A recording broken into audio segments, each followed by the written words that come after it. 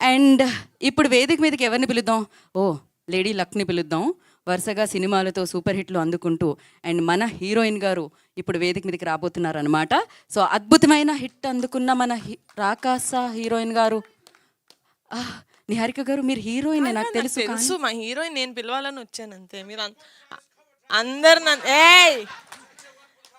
Are beautiful heroine of Rakasa Nayan Sarika వచ్చాయి నాన్న.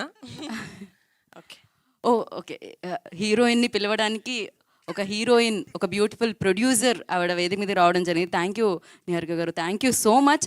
And ఇప్పుడు నవ్వులు, పువ్వులు, టైమింగ్, రైమింగ్, ఆ స్క్రీన్ మీద షైన్. మీ టూత్పేస్ట్లో ఉప్పు ఉందా అనగానే ఫస్ట్ వీళ్ళు గుర్తొస్తూ ఉంటారు. వాళ్ళు కనపడగానే ఆటోమేటిక్గా మన నవ్వు బయటకు వస్తూ ఉంటుంది. వాళ్ళని మీరు నవ్వుతూ ఉంటారని నాకు తెలుసు.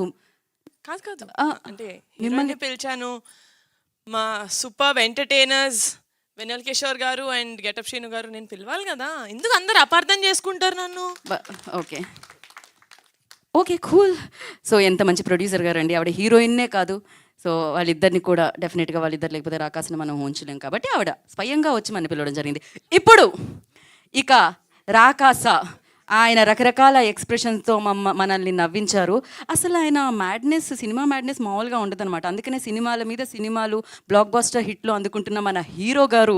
ఇప్పుడు మన హీరో గారిని పిలిచాను ఈసారి నేను, Niharika garu. Thank you so much. అందరిని పిలిచానండి. మా షైనింగ్ స్టార్ కూర్చోడం the shining star of Rakasa mister Sangeeth Shobhan. ఇంకా మీరు కిందకి వెళ్ళకండి, మిమ్మల్ని పిలవాలి. ఎలాగో మళ్ళా పిలవండి. ప్రీఫిక్సెస్ ఏం వాడరా? అయ్యో. So the beautiful super energetic producer Niharika గారు. నిహారిక గారు ఇవాళ మీరు మార్నింగ్ వాక్ చేయలేదా ఏమిటి?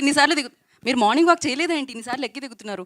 But yes, the beautiful amazing producer Niharika.